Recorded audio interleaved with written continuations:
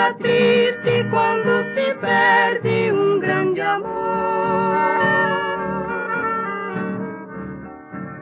Na estrada longa da vida eu vou chorando a minha dor. Muito boa noite, senhoras e senhores. Mais um Consumo Imediato Podcast. Mais uma vez, um assunto aqui futebolístico. Depois de recebermos aí Celso Zelt, um corintiano de primeira linha, hoje recebemos talvez o maior influenciador tricolor aí da blogosfera, youtubosfera, seja lá o quê, que é ele, né? Rogério Barolo, Barolo Vídeos, esse nome é maravilhoso, e é um São Paulino que agrada não apenas os tricolores, mas torcedores dos outros times. Eu, né, sempre assisto os vídeos aí, adoro ver quando ele passa raiva aí com o São Paulo.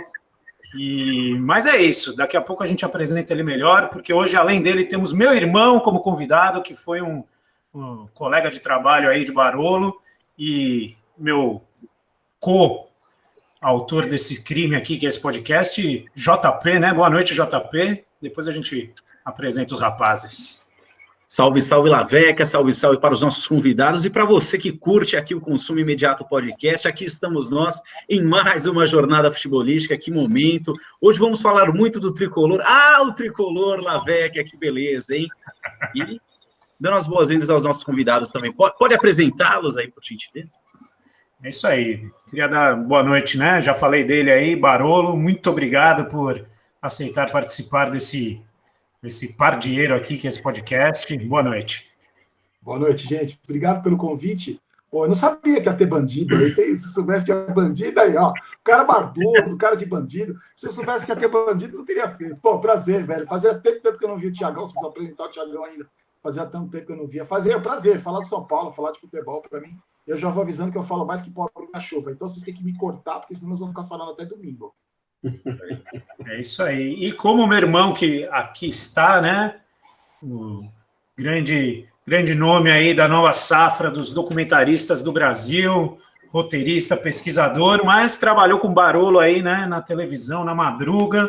Então, por favor, Thiago Iacoca, seja bem-vindo e também aproveita para dar quem é você e quem é o nosso convidado aí, além do que eu já falei.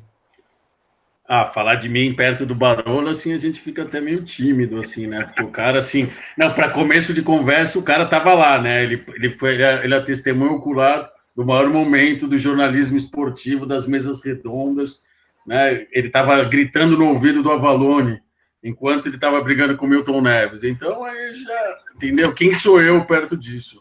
Fazendo meus filminhos. Mas, né, Barolão? Madrugada da Band, só os borracheiros e os mecânicos entenderiam aquele clima, né, na sua essência mais profunda, mas é isso, né, eu acho que a vida ensina muita coisa. Aquela madrugada me ensinou que, assim, eu preferia, não aguentava mesmo, assim, foram 3 meses para mim. Eu me piquei, um grande colega nosso lá um pouco antes de eu sair. A gente conseguiu pôr uma multa da CET no carro do nosso amigo. Não vou falar o nome, mas ele nunca nunca teve certeza absoluta que fomos nós, mas é isso.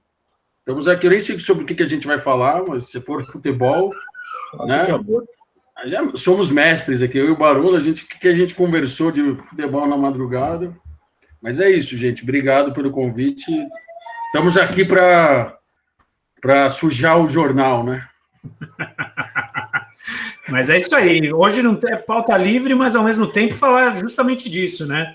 Temos aqui, né, vocês jornalistas de uma geração acima da nossa, aí JP também, né, um jornalista que migrou aí para as grandes corporações, fazendo conteúdo aí para multinacional. Agora o Barolo saiu dessa pegada da televisão e está aí, né, nessa nova mídia do YouTube. Então é para conversar também sobre futebol, mas sobre essa adaptação, né? Como o jornalismo, né, ele se ramificou aí, e o Barolo estava contando aí, né, nos bastidores, né, que hoje ele só vive do canal, que realmente é um canal muito interessante, aí tem um engajamento muito grande, e você também, né, o JP foi para as multinacionais, eu trabalho na área de, não sou jornalista de formação, mas também já trabalhei muito com conteúdo, com tudo.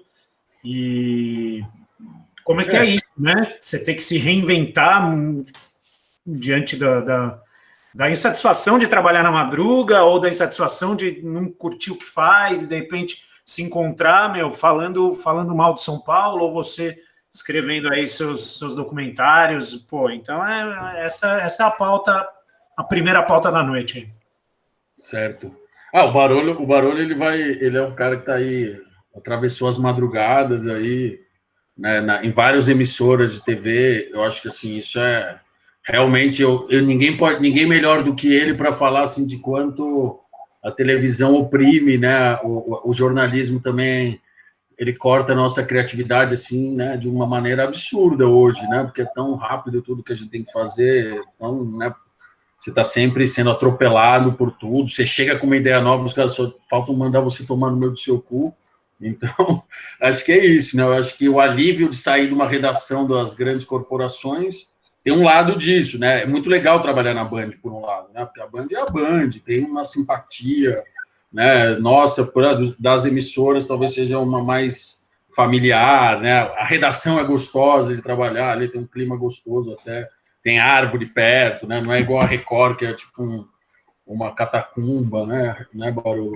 Mas aí conta aí. Abraço pessoal da Record, que sempre nos curte aqui. Alô, Orlando, tá sempre aí. Mas conta aí, Barulho. Como é que estão as coisas? Na verdade, a minha história com a madrugada é bem... Eu comecei a trabalhar na madrugada em 2004. Eu estava na Gazeta, saí da Gazeta, fui para a Record para fazer freela, para cobrir férias, e acabei ficando na madrugada. De 2004 até 2021, eu trabalhei em todos os horários, você pode imaginar, entrando às 1, às 2, às 3, às 4, às 5, às 6, às 11, às 10, às 5 da tarde. E é uma coisa que me consumiu, o Thiago sabe, me consome. É horário de puta, né? Que a gente fala, é horário de puta. Não tem. É difícil você encontrar uma pessoa que se adapte, assim, que consiga se adaptar a essa vida. E eu tenho uma coisa minha, assim, eu gosto muito de televisão, sempre gostei de televisão desde pequeno.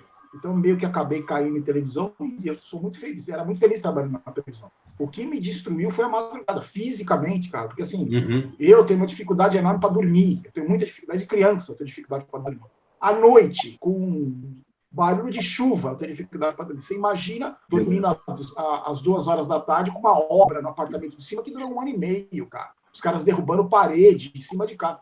Então, tinha semanas, agora nesse meu último período do SBT, e na semana inteira, de domingo a domingo, já não sabe, tem plantão, você trabalha de final de semana.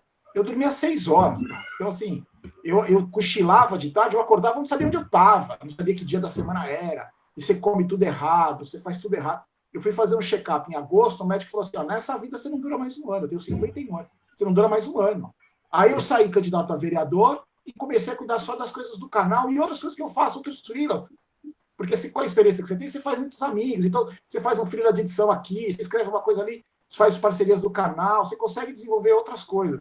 E aí, passado esse tempo dos 3 meses do afastamento para a eleição, no primeiro dia que eu voltei a trabalhar, eu voltei numa terça-feira. De domingo para segunda, eu já não consegui dormir, de ansioso. De segunda para terça, eu não dormi.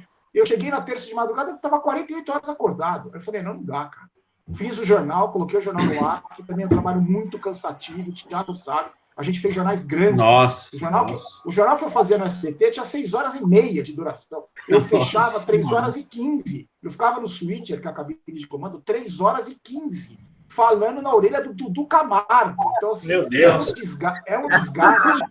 É um desgaste absurdo, assim, entendeu? Todo dia, o jornal tinha mais de 400 laudas, cara. Você tinha que ler todas e aprovar todas. O Thiago sabe o que eu estou falando. Então, é muito desgastante. Quando eu saí, é claro, você vai entender, deixa de ganhar dinheiro, não tem plano de saúde, os benefícios, mas só a qualidade de vida que eu ganhei, cara. Aí eu casei, aproveitei para casar, encontrei uma adversária à altura, casei, e aí vim morar em Jundiaí, tô morando em Jundiaí, e minha vida mudou. Cara, eu agradeço a Deus todo dia que eu acordo, tá sol. Eu acordo de manhã, tá sol. Eu me emociono, eu olho o sol e falo, bom dia, sol. Eu te amo, a gente não te via, agora eu tô... Então, cara, você ganha menos, você tem que correr atrás pra caramba, porque não só das coisas do canal, mas para pagar as contas, para sobreviver. Então, mas a qualidade de vida que eu levo, cara, encontrei uma adversária à altura, casei, o pessoal falou assim, você casou contra quem? Eu casei contra contra uma menina que eu namorava já faz tempo, mas não dava nem pra gente morar junto, cara. Porque como é que eu vou... Ela tem um filho de 12 anos. O moleque é um demônio, brinca e fala, agitado pra caramba. Parceiraço. E aí, torce pra que time? É palmeirense. Oh. Ele foi perto de mim, é São Paulo, não põe uma meia na boca dele, já falei. Então, não dava nem pra gente morar junto, cara, porque ela falava, meu, você é um cara insuportável, você virou um cara insuportável, não dá pra falar com você briga no trânsito, você briga com a net, não é no telefone, você briga com o controle remoto xingando a net, você briga com o cachorro do vizinho, maldito do Fábio, que eu pus o apelido do cachorro do vizinho. Então, quando eu saí da madrugada, para mim foi uma bênção, cara. Ganho menos, tal, não tenho mais, né? Tô morando fora de São Paulo, mas a qualidade de vida é maravilhosa, cara. Não tem preço. É isso, e nada não. contra os lugares que eu trabalhei. Os lugares também são maravilhosos. Trabalhei na Band, que é legal, na Record, fui muito feliz lá. Na Gazeta, 10 anos. No SBT, uma casa maravilhosa para trabalhar. Mas a madrugada é destruidora, cara. Não tem condição. Eu dormia um dia sim, um dia não. Eu dormia de exausto, não dormia porque eu conseguia. Eu chegava em casa 8, 9 horas da manhã e não dormia. Aí ia trabalhar de novo, aí no dia seguinte eu desmaiava às 9 da manhã, dormia até 1, 2 da tarde, ficava podre. Fiquei 3 meses e meio fazendo isso. Eu falei, cara, eu prefiro ser garçom na China do que continuar fazendo isso. Vou pegar um avião para o primeiro lugar na Europa, na época, quando dava para pensar nisso, né? Ainda 12 anos atrás. Mas isso, era uma coisa inglória. E assim, e aí a gente ainda tinha a responsabilidade de ser o Fati, né? O Fatioli, velho. Pô, porque ele ainda estava, né, estreando na Band, saindo da Record. Então foi assim uma loucura, assim. Daí você veio também, né? Eu acho que o Paulo Franco fechou fechou algumas semanas, aí já chegou você.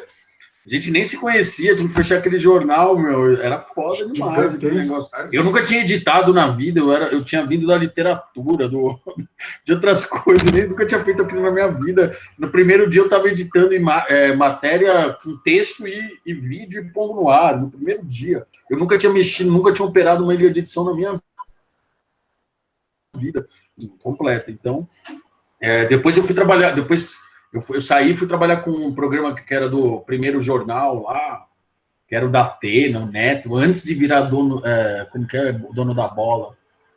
Então eu peguei também aquele comecinho ali, né? Hoje o Neto é esse cara, assim, naquela época ele era um cara que não sabia o que estava fazendo, assim. Eu peguei bem esse momento, assim, que estava ali mesmo. Hoje o cara tá bombando aí. Mas, putz... E paga-se mal, né, também, né? Não é uma coisa assim, o editor-chefe eu não sei, mas eu não sei. Não é tudo isso, não. Então, você lembra um dia, Tiagão, que a gente conversou na porta da Band ali fora, você falou, então, Barolo, tô pensando em ir pra Record, você trabalhou um tempo lá, como é que é lá e tal, tô pensando em ir. Eu falei, não, vai lá, aproveita, conhece pra ver como é. Não adianta eu falar, você tem que conhecer pra ver como é. Eu fiquei sabendo que 2 meses depois você saiu, né? Porque lá é pior. Não, eu fiquei o pior é que não. O pior é que eu fiquei 1 ano e pouco, assim, entendeu? O pior foi isso, foi que eu me arrependi de ter ido, mas assim, eu ganhava melhor, só que, tipo, financeiramente... Melhor, né? O horário inicialmente era melhor, só que eu tinha que fazer o plantão da madrugada, porque tinha que fazer aquele... Cara, assim, negócio... Eu hoje, lembrando, assim, eu saía de casa arrastando uma cruz ou uma pedra, assim, todos os dias para ir naquela porra. Tava na emissora correta, arrastando uma cruz, né? Chegava lá, tipo... Uma paradinha no Templo de Salomão. E aí ele participava, né, Lavecchia? Nesse momento, amigo, Thiago, pega o teu copo d'água nesse momento, põe em cima da tua televisão nesse momento. Eu chegava lá com as chagas de Cristo abertas, assim, para trabalhar, assim. E aí é isso, tem a masmorra, a ilha de edição parece uma masmorra na Record, né? Não tinha gesto, eram as fita beta gigante, assim, tinha que procurar os arquivos na unha, porra, eu saí da Band, estava aquela coisa, aí fui parar lá, trabalhar com o Simão, o cara ficou 1 semana, vazou, colocaram uma mulher no lugar, que era considerada a cascavel das redações, então, assim, assim, não me arrependo de ter ficado um dia na Band nem na Record, mesmo odiando muitas vezes, assim, a Record principalmente, mas assim, eu aprendi assim, quando você cava o fundo do poço, aí você descobre que tem um alçapãozinho, desce um pouco, né, e aí vai chegando lá no fundo, aí na hora que você chega lá e você vê que depois só dá para subir, é isso, né? Mas experimentei ali um negócio amargo na boca, né? Mas, para falar assim, hoje, né, assim, um pouco fazendo um negócio. Eu fui pro documentário, eu fui trabalhar com cinema, que é outra coisa. Apesar de parecer, né, jornalismo, o documentário não tem nada a ver com jornalismo, é outra coisa, porque você parte de outro lugar, as intenções são diferentes, o jeito que você constrói é diferente. Hoje, eu estou consolidado nessa área, acho que eu sou uma das pessoas que mais trabalha com roteiro de documentário, dou aula disso, né, então, assim, foi um momento, assim, também que eu pude... apareceu qualquer coisa, igual você está fazendo agora, apareceu uma pesquisa para fazer um documentário, eu pedi demissão na Páscoa. Aí eu falei pro Ademir lá, que trabalhava lá, que o cara não sabia escrever português, era editor executivo. Aí eu falei para ele assim, Ademir, eu não vou vir no plantão da Páscoa. Eu tava inscrito pro plantão, era quarta-feira, eu tinha que trabalhar quinta, sexta, sábado e domingo, 12 horas, dobrado. Eu falei, eu não vou vir porque amanhã eu tenho uma reunião. Eu tinha uma reunião no dia seguinte nessa produtora. Daí ele olhou para mim e falou assim, não, você não pode fazer isso, como assim você vai foder a gente? Eu falei, vocês estão me fudendo um ano, eu vou foder vocês um dia, desculpa. Eu virei as costas e fui embora. Aí eu nunca mais pisei lá, tá ligado? Então, assim, para mim foi uma redenção, foi um rito de passagem maravilhoso. Depois minha vida, até hoje eu passo perrengue, porque a vida da comunicação, do audiovisual, é complexa, a gente está diante de um governo que não financia mais nada, né, nessas áreas, assim, enquanto tem os bancos têm isenção de imposto, as empresas têm isenção de imposto, aí dá uma miséria para o audiovisual, que movimenta mais dinheiro que a indústria farmacêutica no Brasil, por incrível que pareça, o audiovisual emprega mais gente, e aí ficam falando que é coisa de, comunista, não sei o quê. Então, assim, a gente está num momento onde trabalhar com o que a gente trabalha é um ato heróico, entendeu? Assim, de verdade, não é porque eu sou um herói, todo mundo que está aí dentro é herói da comunicação, da arte, da cultura, qualquer coisa que você faça que valorize minimamente a cultura brasileira, o sertanegismo, o interior, uma samba, qualquer coisa antiga que você faça já é um heroísmo, porque isso está sendo descartado, está sendo aniquilado, né? Então, eu acho que hoje a gente tem essa função também de resistência, né? De trabalhar com isso, mas é para os fortes, né? É pancada, você tem que ser cascudo. Eu acho que a Record, a Band me deixou cascudo também, entendeu? Por um lado. Mas também, eu acho que o jornalismo, né? E aí eu quero a opinião de vocês também aí sobre isso, é porque eu acho que o jornalismo está numa decadência moral, ética muito grande, porque ele deixou de ser investigador para ser comentarista, praticamente. Ele comenta as coisas que acontecem. Ninguém vai atrás. Tipo, o cara fica 5 anos... O Sérgio Moro, por exemplo, ficou 5 anos enganando as pessoas.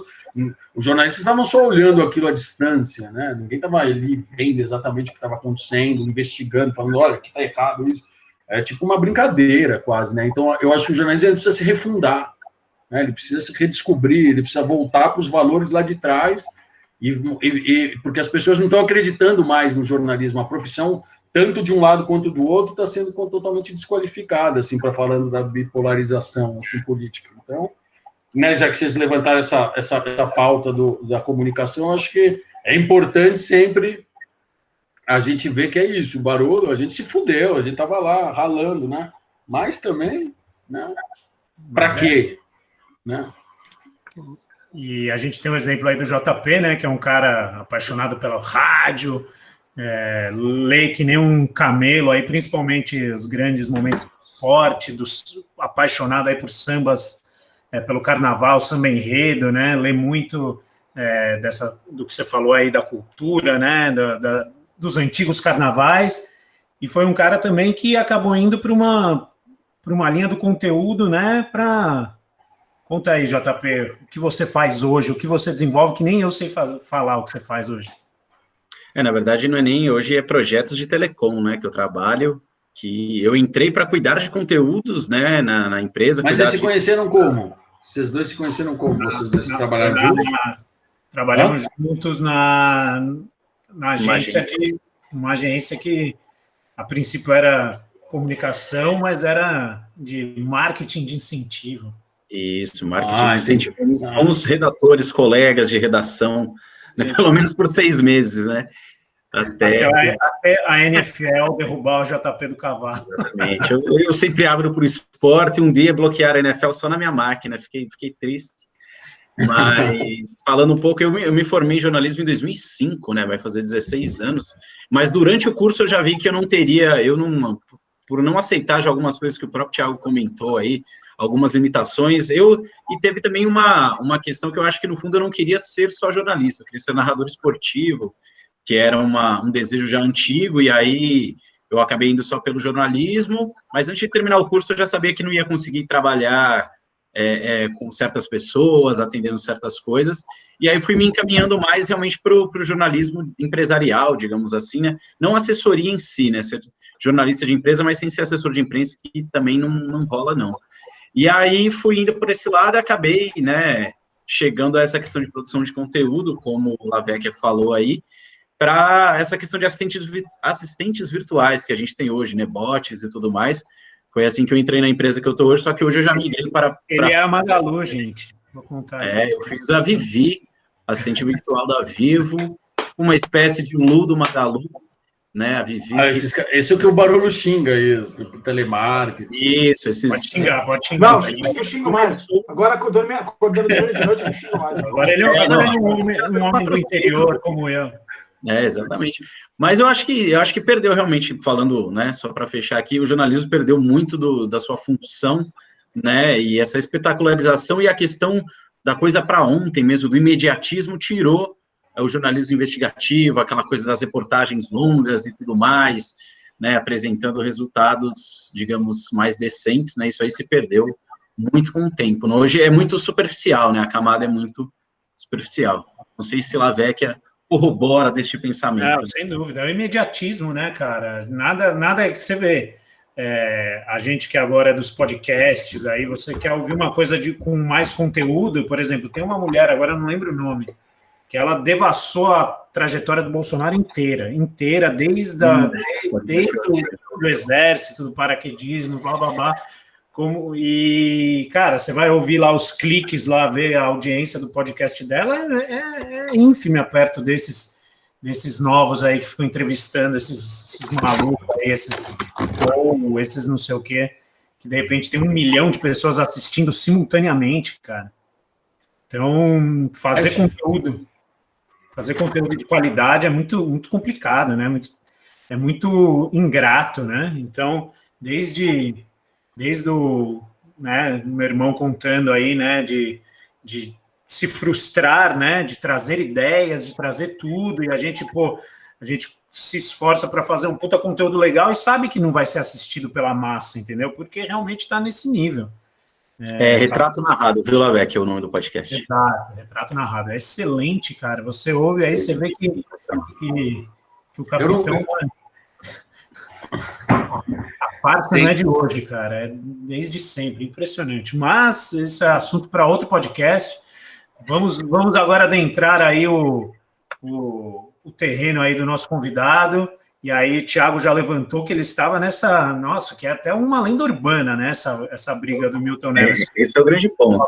Esse é o ponto, a cereja do bolo. Você estava lá, cara. Tem um vídeo no YouTube aí. Essa história tem vários bastidores, cara. Não é aquilo lá que vocês conhecem é o fim de uma semana caótica, entendeu?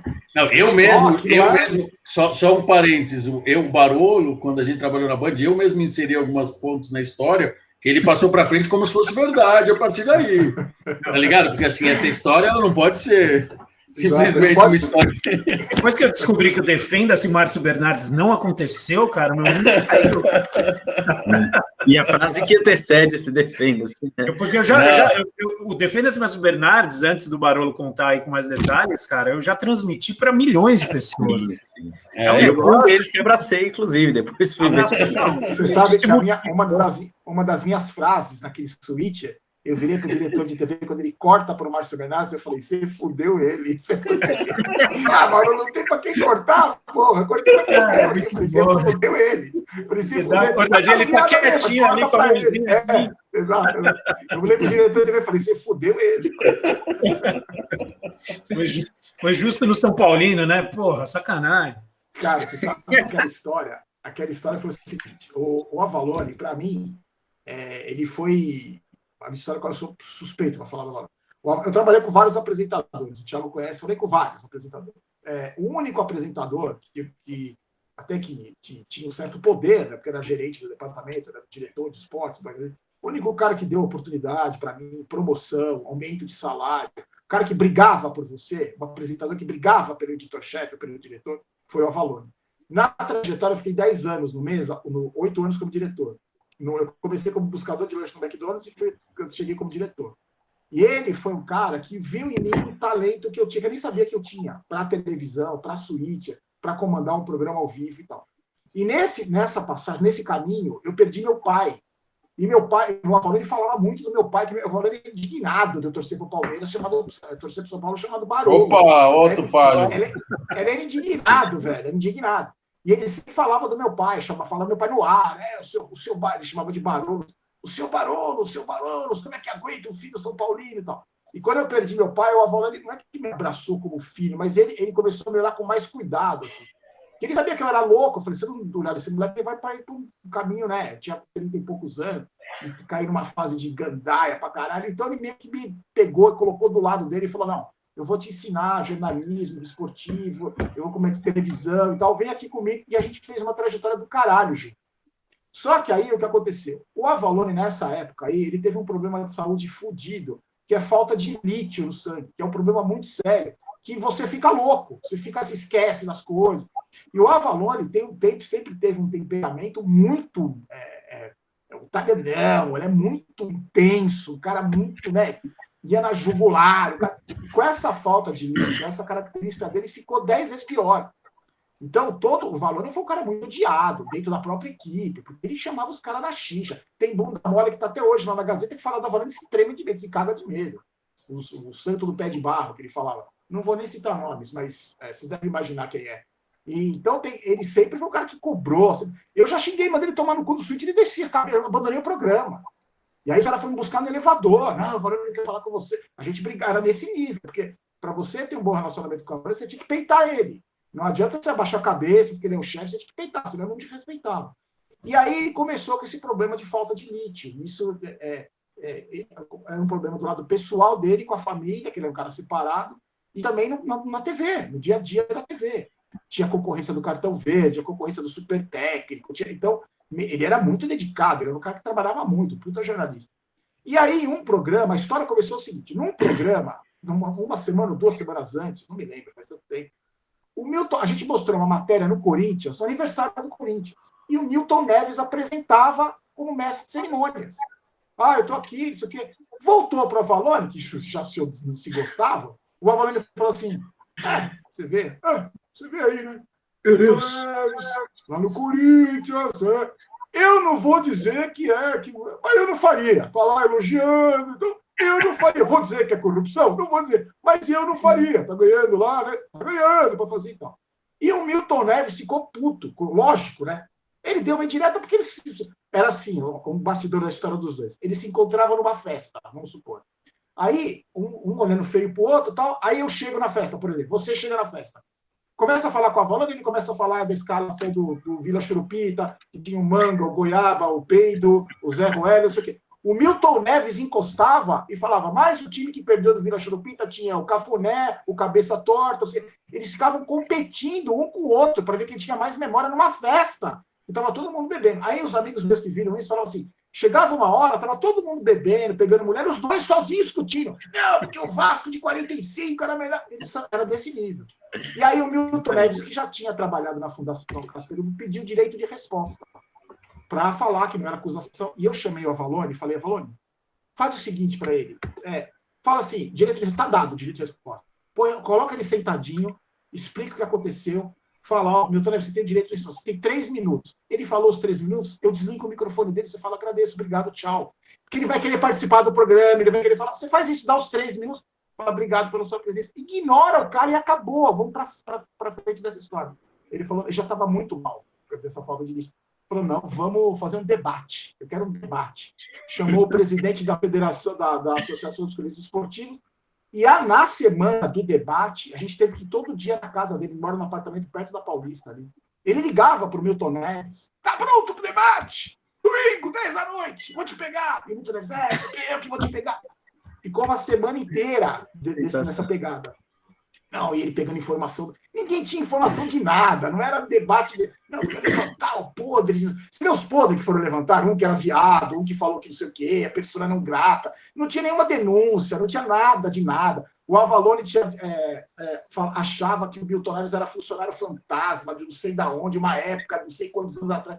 Não tinha debate nenhum. Só que isso foi agravado pelo estado de saúde do Avalone. E você percebe naquele dia que ele está completamente transtornado.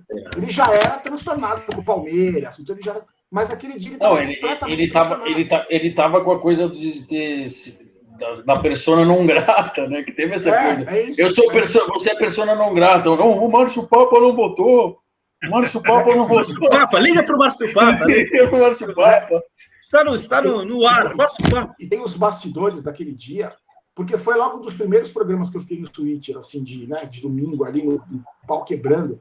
E aí ele falou, teve vários momentos. O Milton Neves passou um telefone para o produtor no estúdio pegou o microfone e falou: Barolo, eu tô com o telefone. Eu falei: não vai ligar para ninguém, você tá louco.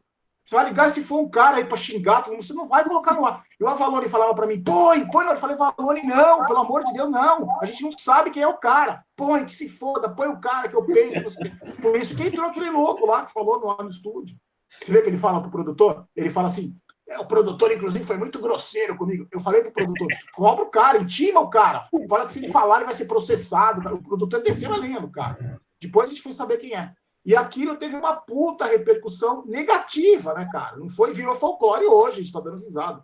Mas naquela época, e até ajudou a que o Avalone saísse da Gazeta, porque os problemas de saúde dele só se agravaram.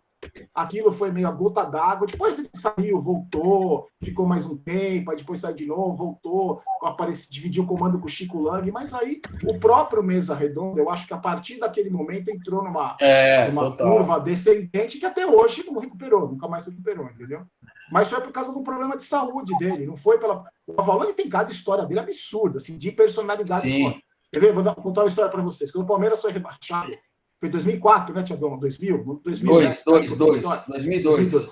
Em 2003, em janeiro, eu lembro até hoje, tinha os computadores, eu estava sentado, porque eu fechava o Gazeta Esportiva, né? Eu estava fechando o jornal, ele vinha no final da tarde, e entrava, bom dia, boa tarde, sentou no computador na minha frente. Abriu o computador, e eu ali fechando o jornal, eu olho para ele, ele começou a chorar, chorando, caindo lágrima do olho dele. Eu falei: caralho, perdeu o filho, tá dando um e-mail que a avó te adora, morreu, que alguma coisa aconteceu, né? Aí eu falei: o que aconteceu, Valone? Cara, você tá chorando? Ele falou assim: juro por Deus, pelo meu pai. Ele falou assim: Barolos, estamos em janeiro. Palestra não contrata, Barolo. Nós vamos continuar na segunda divisão. O Palestra não contrata ninguém. Eu falei: você tá brincando, você tá chorando que o Palestra não contratou ninguém. Nós vamos ficar na segunda divisão, não é o lugar do Palestra. Cara, desse jeito.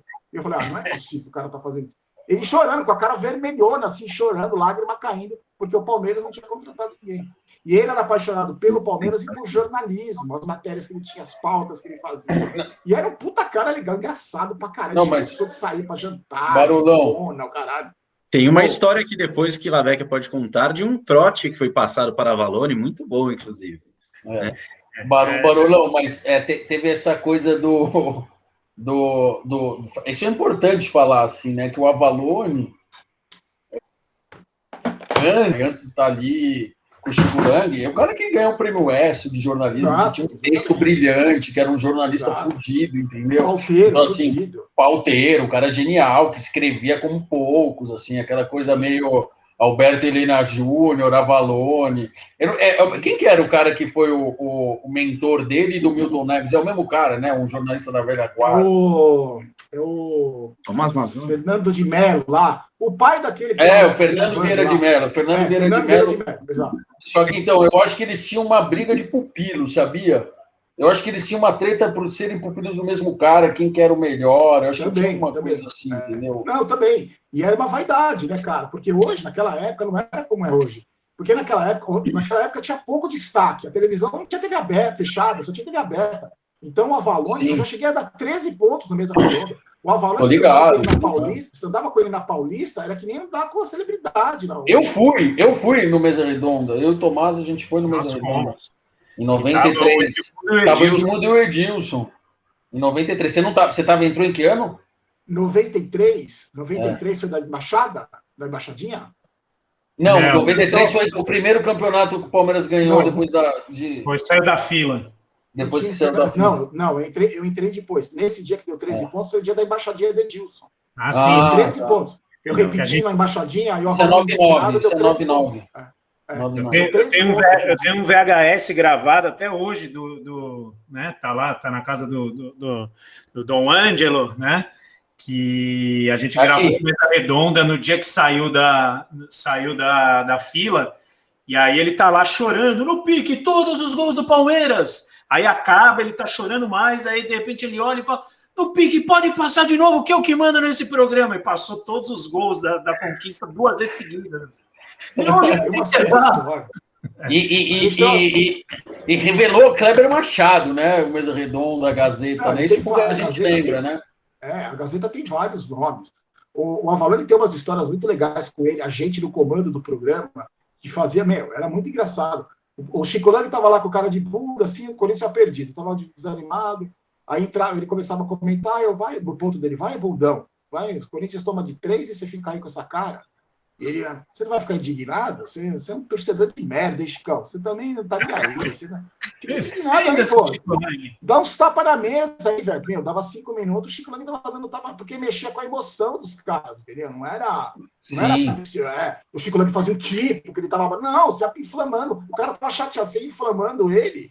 E aí, isso que era legal no Mesa Redonda, porque os caras eram de verdade. Não saudade, hein? Exato, não era um negócio de cara cria um personagem.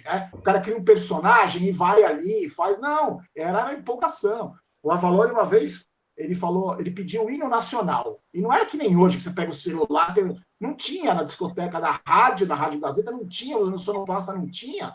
E eu falei, o programa no ar, ele falou, cadê o hino nacional? Eu falei, não tem. Mandei um estagiário na banca da Paulista, lá nas bancas, se ele se achava. Aí deu 11h30 da noite, eu falei, Avalon, não tem hino nacional. No break. Aí ele falou assim, puta que pariu, hein?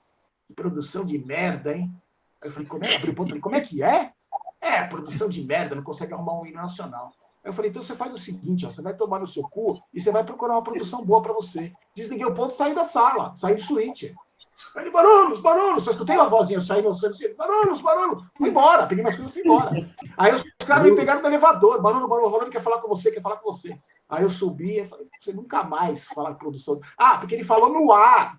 Ele falou, produção não presta, produção não sei o quê. Aí eu chamei ele, a gente discutiu. Aí eu falei assim, sabe que você não pode fazer isso? Que é covardia. Você chamar a produção de incompetente é covardia, porque a gente não tem como se defender. Eu podia abrir um microfone lá no estúdio e falar, competência é o caralho. Você que inventou essa merda aí, faltando 10 minutos para começar o programa. Mas aí nunca mais teve esse problema, nunca mais. Um dia o Márcio Santos estava no programa, o São Paulo tinha perdido do Boca Juniors no meio da semana. O Márcio Santos chegou, o zagueiro chegou, deu uma entrevista no aeroporto e falou, como é que ele falou? Ele falou alguma bobagem, assim, tipo, a torcida não sei o quê, o time não jogou nada. Aí ele foi domingo no programa. E ele tá no programa, eu falei, Avalon, o Márcio Santos falando, não, porque o time não sei o quê, tudo ao contrário que ele tinha falado quando ele desceu do avião. Eu falei, Avalon, esse filho da puta aí falou que ele tá, tudo que ele tá falando é mentira. Quando ele desceu, desembarcou, ele falou o contrário, que o time isso, aquilo. Aí o Avalon no ar falou assim, Márcio Santos, Barulhos, meu diretor, tá falando que é mentira, tá falando que você disse outra coisa. Aí o Márcio Santos, não, eu não falei nada disso, né? Eu falei nada, não é mentira não, sou mentiroso.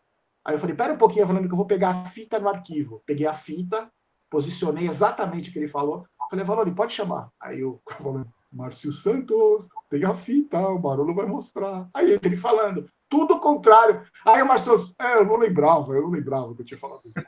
Aí eu falando, grande Barulho, se não fosse você, a gente não ia saber nunca que isso aconteceu. Tá? Então tem essas histórias com ele que a gente passou a vida o tempo todo fazendo isso. E a gente virou amigo de sair para jantar, de ir no Lelis, de ir em casas pouco recomendáveis, a gente ia, né, pela família brasileira, a gente saía junto e virou amigo, cara. E aí eu mantive contato com ele depois que eu saí. A última vez que eu conversei com a Avalon, que eu me encontrei com ele, a gente foi jantar no Lelis, tratoria. Um pouco antes de eu ir trabalhar, eu fui trabalhar na Copa do Mundo 2014 pelo SBT, a gente jantou junto e contou todas as histórias, deu risada pra caralho. Puta professor, velho. E não existe mais, né, cara? Não existe mais um cara como ele, não existe mais. O mundo não existe mais, né? Esse mundo não existe mais. Essa ingenuidade, essa graça, essa brincadeira, Onde é que tá? Tudo, Onde é que Essa tudo tá? planejado. cara, de ser Eu o cara faço aquilo. e chorar, né? Então, eu faço. Imagina se o cara hoje vai chorar pelo time dele, pega mal, vai sair na rede social, vão criticar ele, Exatamente. caralho. Hoje o cara vai mandar o número do Pix antes de chorar. É isso. Mas eu estudei no Objetivo da Paulista, né? No prédio da Gazeta, de 97 até 2001. E 97 foi a briga, né? Mas depois, você sabe, depois de quanto tempo ele saiu? Porque ele ficou mais um tempinho depois da briga, né? Não foi muito tempo, não, Lula. Eu sou péssimo para data, mas não foi muito aí, tempo, não. Depois ele foi e voltou. A Drica Lopes também falou que ele tava louco, espalhando umas coisas dela. Exato. Teve a história da foto, né? Que ele espalhou umas fotos dela que aparentemente era montagem. Né? E aí eu encontrei uma vez no elevador da Gazeta, né? Porque cada ano que eu estudei lá, eu estudei num andar lá do prédio, né? E aí teve um ano que era terceiro andar, lá em cima, tal, aí eu entrava pelo Teatro Gazeta, e tinha um elevador ali, que era o mesmo elevador que vinha da garagem e tal. Aí um dia subiu eu, Avalone, Chico Lang e Palmeirinha. E a Palmeirinha com uma baita de uma travessa da receita que ela ia fazer, apresentar no dia. E aí o Chico Lang deu uma levantadinha e falou assim: ô, vó, o que vai ter para comer hoje? E levantou. Bicho, a Avalone virou cão, cara. Você respeita ela! Você vai pondo essa sua mão suja na comida, não sei o quê, não sei o que. Ela deu um puta de um esporro no Chico Lang. E aí agora você... a cara dele fazer isso. E foi assim, você viu que era desproporcional com a atitude, assim. Ele foi bonzinho, o Chico Lang foi lá meio bonachão. Chamou de vó ainda, né? Chamou de vó. E aí você falou disso, dessa coisa do lítio, né? Dele ficar transtornado. E aí eu encontrava ele várias vezes ali na banca, na banca ali, ele comprando cigarro e tal, e você via que ele era uma pessoa meio perturbada, assim, sabe? Tipo, ele apresentando, ele estava lá, né? Mas quando você via ele fora, assim, você que, né? Eu vi poucas vezes. Mas acho que naquele tempo que você pegou, realmente, você vendo ele, você sabia que ele não estava bem. Exato. Na fase normal dele, ele era só um cara intenso, brincalhão e tal. Mas nessa fase que você está falando, a gente se preocupava com ele pra caralho. Eu falava para ele, você não tá bem, falava com o filho dele. Você via ele na rua, ele parecia um esqueleto, assim, fumando, com a mão encurvada, assim. Eu falava, nossa, gente. E ele... Mas sempre o admirei, sempre o defendi. Fala do trote, Laveca, por gentileza. Não, jamais, não vou falar. Muito bom. Eu queria fazer uma pergunta para... A gente tinha o celular, né, do Avalone, só, entre aspas, né, só um parênteses rápido aqui, a gente tinha o celular do Avalone e ligou para eles umas vezes aí. Mas teve uma vez que um amigo falou que o Kaká estava indo para o Arsenal. Tipo, meia hora antes de começar o programa, ligou, aqui é não sei quem do The Sun, Avalone. Então, o Kaká já está assinado com o Arsenal. Aí isso no Gazeta Esportiva, do meio-dia. No Gazeta Esportiva dele, um passarinho me contou. Ele deu sem pensar duas vezes. Nem pensou, deu. Mas aí na Copa de 2002, a gente passou uns trotes que não foram tão legais assim, não vou contar. A gente é verdade. Esse para o podcast da madrugada. Mas eu queria fazer uma pergunta para o nosso querido Barolo, Lavec, sobre o nosso querido tricolor, né? Gostaria de saber, eu vi, né, a questão, vi críticas do senhor a Pai Diniz, e eu gostaria de saber qual é a sua visão hoje, meu caro, sobre o São Paulo Futebol Clube em todas as esferas, não só de elenco, como de Hernan Crespo e da diretoria, porque, queira ou não queira, o Hernan Crespo é uma aposta. Pode ser até uma aposta melhor que o Fernando Diniz, mas ele é uma aposta, né? Ele foi campeão aí com o Defensa e Justiça, e, cara, a pressão no São Paulo tá acima do normal, né? Por esses anos todos sem títulos. E aí eu gostaria de saber qual que é a sua visão, assim, se quem tem responsabilidade, quem não tem. Você poderia nos dizer, assim, na sua humilde visão? Eu acho, ó, fazendo uma apanhada bem rápida, o seguinte: todos têm culpa do fracasso. O primeiro responsável foi o Juvenal Juventus, quando ele rasgou o estatuto para o terceiro mandato. De lá para cá, o São Paulo entrou numa curva descendente por incompetência de todo mundo que está lá. O São Paulo, antigamente, tinha os melhores empresários, os melhores profissionais, o melhor estudo, fazendo parte da cúpula. Todos esses caras abandonaram o São Paulo porque os incompetentes começaram a tomar conta. O Fernando Diniz, vou resumir a conversa, porque o Fernando Diniz, graças a Deus, é passado.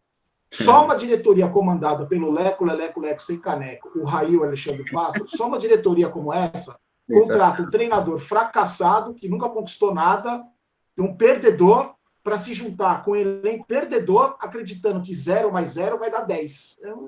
Então, eles trouxeram um cara que jamais ganhou nada, com elenco perdedor, derrotado, acomodado com derrota, e só na cabeça do sem caneco ele achou que isso ia terminar, ia dar uma coisa boa, que ia dar em time campeão. Então deu no que deu. Agora, com essa nova gestão, a gente tem uma esperança. Todo dia que os caras abrem uma gaveta lá no Morumbi, essa nova gestão, né, vê um BO, todo dia uma dívida, todo dia um problema, todo dia um negócio da gestão passada. O cara tem 3 anos aí para tentar resolver um problema seríssimo, e o São Paulo parou no tempo, está colhendo os frutos de ter parado no tempo. Infelizmente é isso. E a perspectiva não é boa para nenhum clube, né? Tirando o Palmeiras, o Flamengo, mas não é boa, e ele vai passar esses 3 anos tapando buraco. Eu acho que fez uma contratação, uma aposta no treinador estrangeiro para ver se muda alguma coisa daquele perfil de bunda mole que tem lá dentro, de come e dorme, que trabalha no resort da Barra Funda. Colocou um técnico que vem de fora com uma outra perspectiva, contratou alguns jogadores que para mim foram surpresa, mas eu acho que é um trabalho se começar hoje, for bem feito, daqui 10 anos você vai colher fruto. Daqui 10 anos. Não é? Você vai ganhar um campeonato, você pode ganhar um campeonato paulista aqui, uma coisa ali, mas um trabalho sólido. Não vai ganhar nada. Desse jeito não vai ganhar. Não tem como. Então, fazendo um trabalho sólido, daqui 10 anos você vai ter resultado. Se começar ontem, daqui 10 anos você começa a colher, entendeu? Porque a devastação não foi feita do dia para a noite. Uma observação aí sobre o trabalho, né, respeitando, eu acho que a sua opinião é sobre o Diniz. Você não acha que com o elenco, aí não sei se é a sua opinião, né? Já não acho. Sim. Diniz, só para colocar, alguns amigos meus, a maioria dos meus amigos é de São Paulinos, né? E, cara, eu não sei qual é a sua opinião sobre este fato específico, mas ir buscar Daniel Alves no aeroporto, como se ele fosse um ídolo, e eu ouvi isso de São Paulinos falando que não, que tinha que receber assim, assado, um cara que não tem nem história no São Paulo, que não construiu nada, o cara que desceu do aeroporto e foi ovacionado, fizeram música pro Fagner, umas coisas absurdas, assim. Você não acha que se perderam no personagem? E aí a pergunta sobre o Diniz, que você já discordou, era, na minha opinião, com o elenco que ele tinha, ele foi até longe demais, e ele perdeu o título por bastidores, porque eu achava que o São Paulo seria campeão. Vou curto e grosso. O Daniel Alves, acho que foi o custo-benefício, o custo-malefício. Só que a torcida do São Paulo é carente. A torcida do São Paulo. Eu sou xingado no comentário do vídeo porque o cara fica bravo que eu critico o Trellis. Eu acho que o Trellis é bom, porque o Trellis corre. Eu ouvi um moleque de 14 anos me ofender no WhatsApp, o cara achou meu telefone e falou que o Hudson é um romanto. Quem sou eu para falar mal do Hudson? Vou falar o quê? Um cara desse? O cara que acha que o Carneiro tem que ser titular, porque teve pouca chance. O cara ficou 3 anos, fez 2 gols, teve pouca chance. Então, assim, a torcida do São Paulo é carente. A torcida do São Paulo, tem muita torcida do São Paulo que se apequenou também. Posso comentar uma coisa? Assim, de quem tá de fora mesmo, assim. Tô de fora do futebol, não é de fora de ver o São Paulo de fora. Assim, eu tenho alguns motivos que me afastaram do futebol como coisa da gente ficar de acompanhamento assim emocional. Uma foi que já vínhamos numa europeização total do futebol brasileiro, que eu acho uma coisa degradante assim para nós, como tipo todo mundo torcendo para times de fora do Brasil, e os times brasileiros continuam com essa coisa assim de ser só o celeiro, né, para ir para lá, né? Então assim, a gente não conseguiu construir, e a gente teve chance para isso desde a década de 90 até hoje. O Brasil poderia ter deixado de ser esse papel tão terciário, tanto que isso reflete na seleção brasileira, que virou uma coisa completamente medíocre em todos os sentidos, assim, moral, ético, não é questão assim de seu time ser bom ou ruim, né? E eu acho que o São Paulo, dentro desse contexto, assim, de fora mesmo, assim, que eu não conheço, eu conheço todos esses jogadores de nome, sabe aqueles jogadores que só pelo nome você já sabe que são ruins, assim, mas vendo de fora, parece que o São Paulo foi o time que menos se atualizou, que menos está antenado nos últimos anos a qualquer novidade, a qualquer tipo de, sabe, agora contratou uns caras de 35 anos, sabe, esses jogadores de 35 anos hoje em dia no futebol.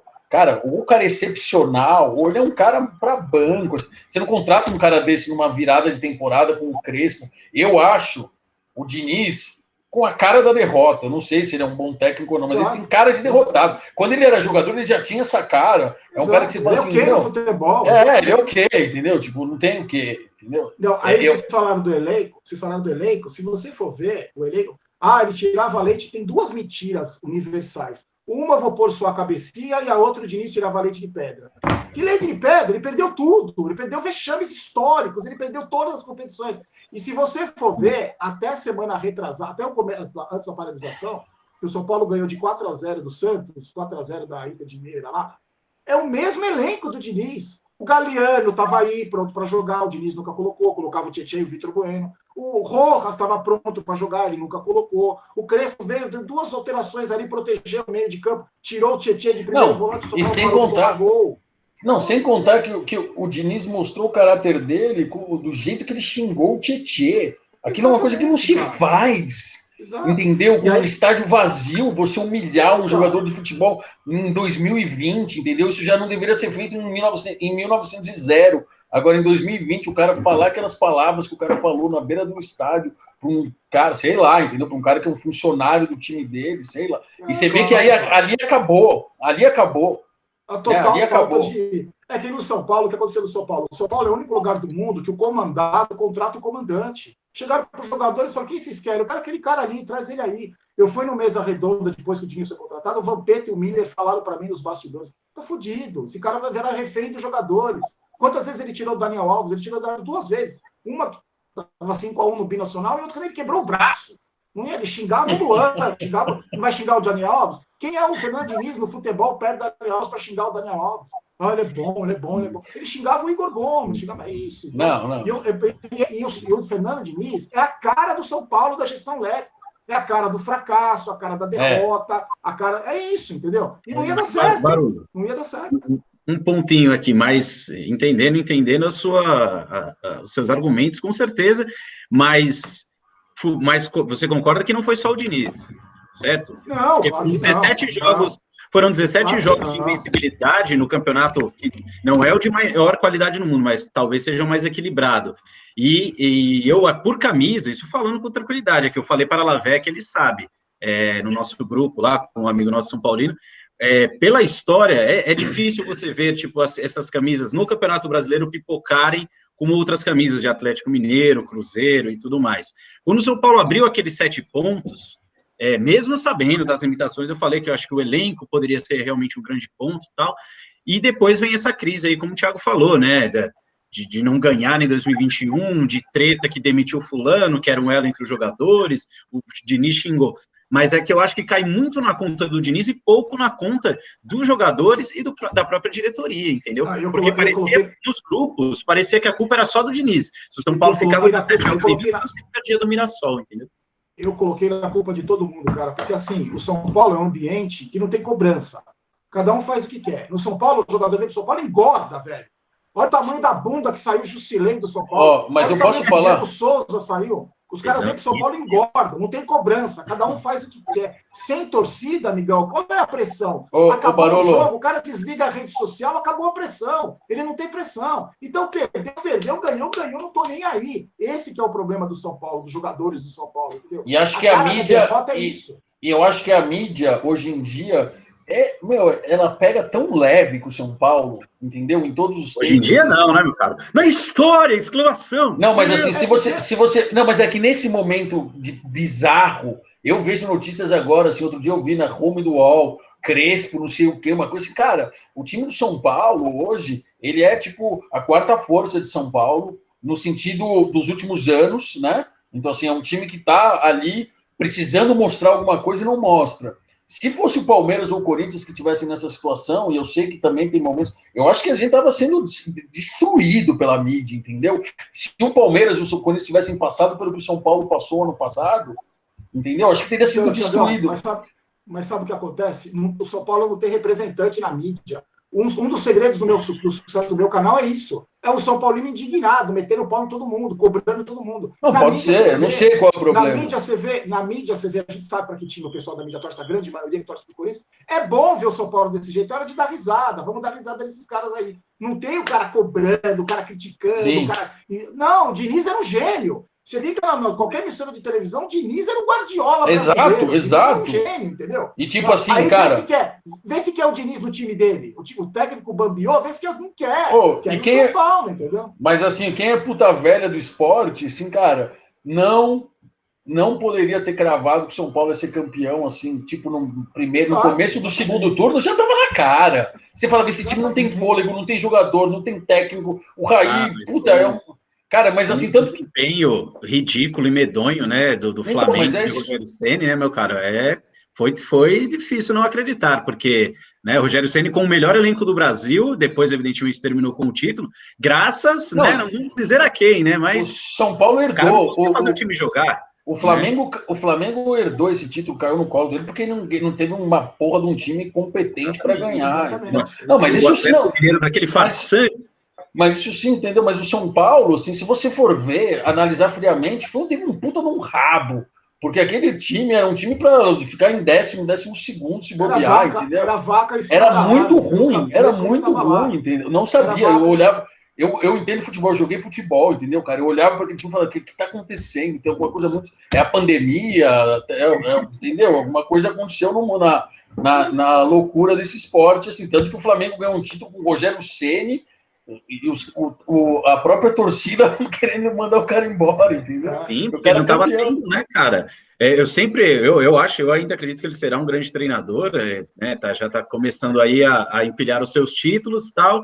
Só que assim, antes era assim, no Fortaleza ele não tem ninguém, que não sei o que lá, beleza, não tem ninguém. Então tá ok. Mas ele ganhou, os caras elogiavam. Quando ele chegou no melhor elenco do Brasil, ele foi eliminado de tudo, que nem o Barolo falou aí, e ele ganhou o título porque realmente, muito mais pela incompetência dos seus adversários, que pelo trabalho de novo, que ele fez. Agora os dois idiotas do Palmeiras que erraram o pênalti também, que era para... Né, deram um título, porque ali era para ter alguém tinha que ter chutado aquela bola no gol depois. Só que é isso, a perna encurtou na hora, mas tô falando, não é que o Flamengo ganhou um título em cima do Palmeiras como autoridade, né? Deu um rabo na cobrança de pênalti também, entendeu? Então, assim, você vê, é como se constrói a mitologia desses caras, assim, no futebol. Eu sei que o Fernando Diniz é um cara que já não era nada, sabe? Tipo, para quem gosta de futebol, você olha pro cara e fala, quem é esse brother aí? É mais enganador. Mesmo o Mancini do Corinthians, sinceramente, você acha que o Wagner Mancini é um puta de um gênio do futebol, entendeu? Não, é um cara que tá aí. Por quê? Porque são times que não conseguiram, o Palmeiras e o Flamengo, querendo ou não, eles souberam trabalhar os ativos deles, com o quê? Com o esforço dos próprios dirigentes, que se colocaram a perigo para isso. O Paulo Nobre ele se colocou a perigo para o Palmeiras acontecer, entendeu? Então ele teve... Não é que o Palmeiras teve uma grande sacada, entendeu? Eles conseguiram dar um jeito naquilo. A sacada foi do Paulo Nobre, não é que a gestão do Palmeiras é a melhor gestão. E aquilo ali acabou rendendo frutos. O Flamengo também fez a mesma coisa, se espelhou muito. São times que têm torcidas muito grandes. Então, assim, ganha muito dinheiro. O São Paulo, querendo ou não, ficou com um estádio antigo nesse mesmo cenário.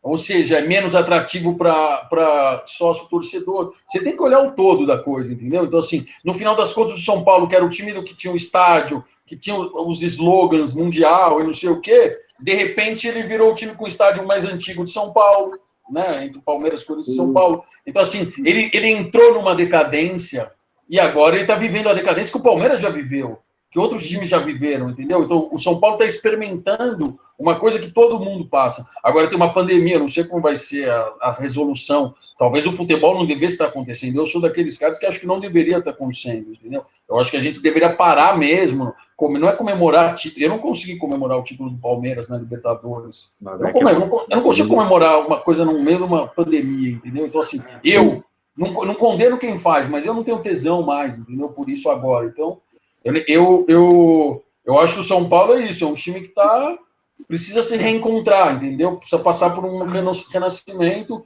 e talvez o Raí não seja a pessoa para isso. Não é mesmo. Amigos, nós passamos do horário aqui, eu tenho uma live agora às 8h30, já estou atrasado, para outro canal que eu participo. Vai lá, meu cara, sem problemas. De me liberar, eu queria muito agradecer vocês. Tiagão, vamos acabar vamos tomar uma nós todos aqui quando acabar essa caralho aí. Vocês me chamam um dia, pagam a cerveja que eu vou de aí pra lá. O último. Barolo, quem será campeão paulista? Interrogação. São Paulo, lógico. Eu tenho que acreditar. Vem falar que você vai sair da fila. Eu sou velho. Eu sou velho, eu tenho que acreditar em alguma coisa. Não é por convicção, é por ilusão, sei lá. O JP, o corintiano, falou que vai ser o São Paulo também. Eu falei que Hernan Crespo será campeão no Allianz Parque. Disse isso. Não vai ser campeão, entendeu? Não vai, entendeu, gente? Não se iludam, não vai ser, não tá na hora. O São Paulo ganhou com um gol contra aí de não sei quem. Cara, se acordem pra vida, minha gente. O Mirassol nós estamos chegando. Só vamos agradecer, né, Laveca? Você vai sair agora já para outra live, cara. Você tá. Cara, você tem 14 anos. Fica aqui com. Não, cara. Tá meu irmão, o menino do Acre. O menino do Acre. Ele parece o menino do Acre, o Jorge Piccoli, né? Eu participo de um programa semanal.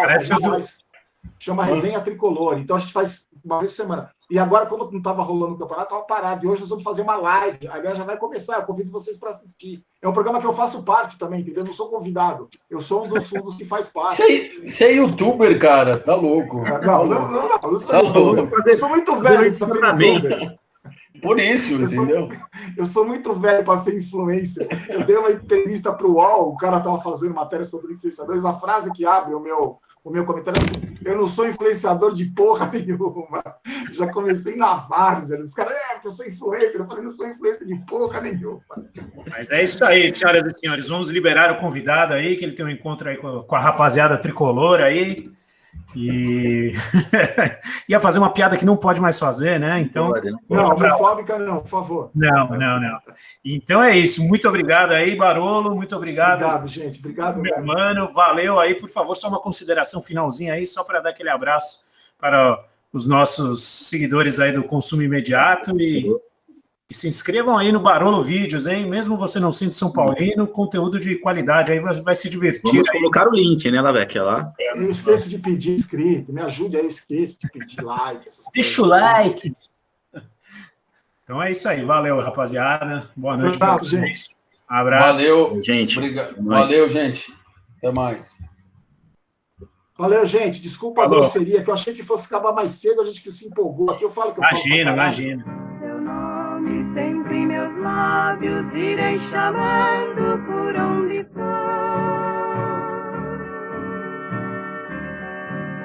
Você nem sequer se lembra de ouvir a voz desse sofredor. Que implora por seu carinho só um pouquinho